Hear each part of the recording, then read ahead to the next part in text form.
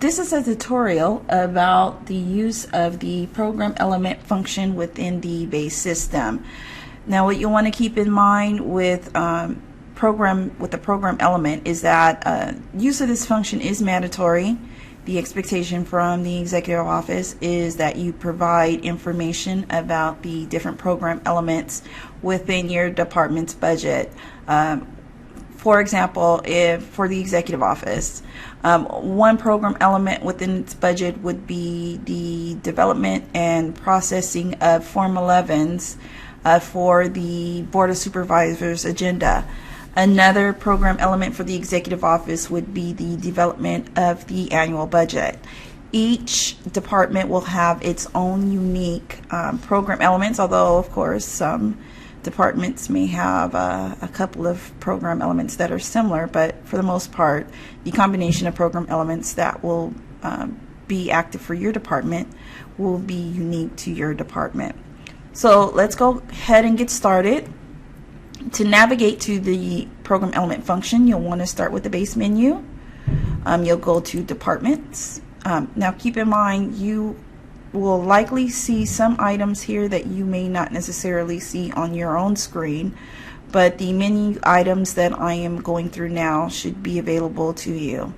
So we go to departments, we go to program element summary, and if you've already been working on your budget and you're just going to edit some of the program element summaries that you've already inputted, then we'll use this Find an Existing Value tab. You will select your business unit, click search, and it'll provide you with a list of the different items that you've already developed. But for demonstration purposes, and we're starting fresh, I'm going to go ahead and use the Add a New Value tab, and that's because we don't have anything else in here for this particular item, and we like to start fresh. So I will use Agricultural Commissioner as an example. We will go ahead and we will select the Fund Department ID Program combo, which will start with the 10,000. This is a general fund related item. And then for scenario, we're going to go ahead and select Requested. Although if you're developing different scenarios within your budget, you're more than welcome to use other scenarios. You want to keep in mind that once you submit the budget to the executive office, which is basically turning your scenario from requested to recommended, you will no longer have access to the program element summary. So let's say you go to enter this item in and you go to add a new value, like I'm going to do now, and all of this is grayed out or it doesn't allow you to type anything in, then you'll know that you've got a problem with the budget already being submitted, and you'll need to have the executive office return your budget to you.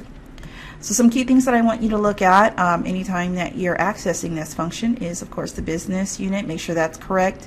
Your fund depth ID combo, you want to make sure that's correct and make sure that you're using the correct scenario. We do have something that's called a delete form 8. Let's say you do all this work and decided you want to start completely fresh and completely delete this form. You just click this item and it would actually delete the form. Of course, you want to use care with this, because if you have multiple people working on this, they put a lot of work in and you delete it, you will likely not be a favorite with your coworkers. So let's go ahead for demonstration purposes and enter in a couple of program elements. You have two options. You can either enter in the program description now, and then you can enter the detail, or you can just list all of the different program elements that you have in your department. We'll do that by adding a new row here with the plus sign. And then we'll add program element 2.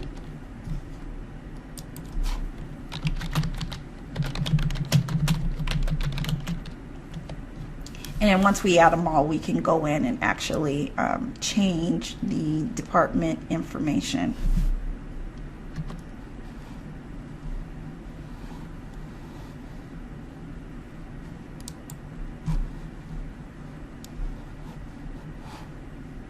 Okay, so we'll go in here. We'll click on program element 1, add department info. So that'll take us to the additional information screen. Again, you'll want to make note of the business unit and the fund debit ID program combo. Make sure you're in the right scenario.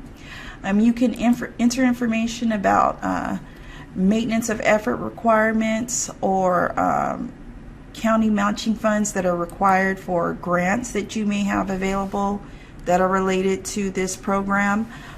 For our demonstration purposes, let's go ahead and enter in $10,000 as a county fund matching requirement for a grant that we'll use to fund this program element. Then we'll go ahead and enter in appropriations. This would be the total appropriations that you will need to perform this particular program.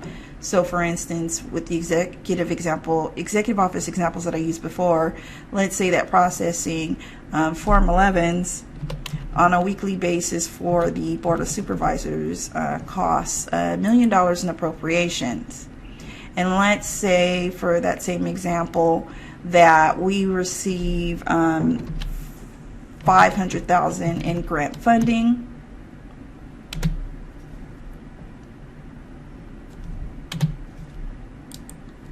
Of which an additional $10,000 is required for matching funds. So notice here it says net county cost is $500,000, which is the difference between the appropriations and the grant revenue that we just entered. It does not take out the matching fund requirement. So this is what the county will be required to cover for this particular program. And then down here we have amount exceeding the requirement. We have $490,000 that exceeds, it's outside of your minimum funding and that type of thing. So for this particular item, we know that we need to find an additional $490,000 in funding for this particular position.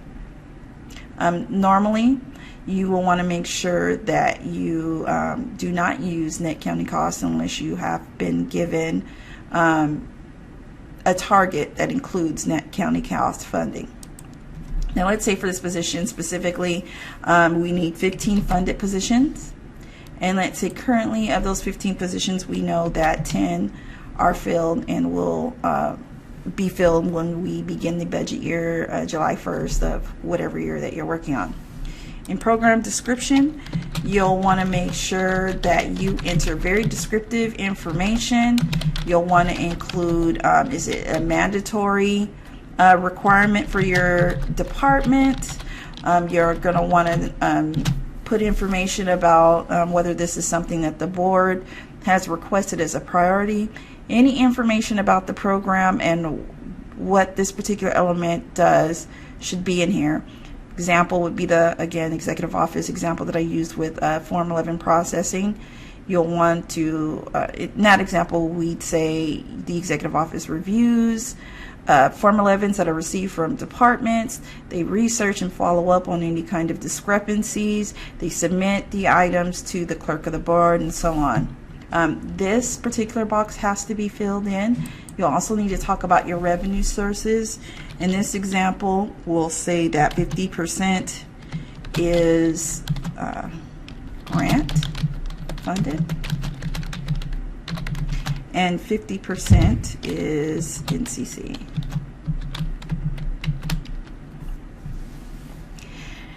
And then we'll click OK. These two have to be filled out.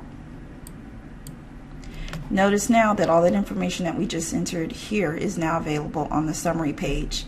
Once you complete all your program elements, the totals will show up at the bottom. These totals need to be consistent with the other portions of your budget that you've entered into the base system. So let's say, for example, once you've finished all these program elements, you are stating that you need a total of 15 funded positions. When we go to personnel requirements, it should also show a total of 15 positions funded in the budget. Same for appropriations total, estimated revenue, and net county cost.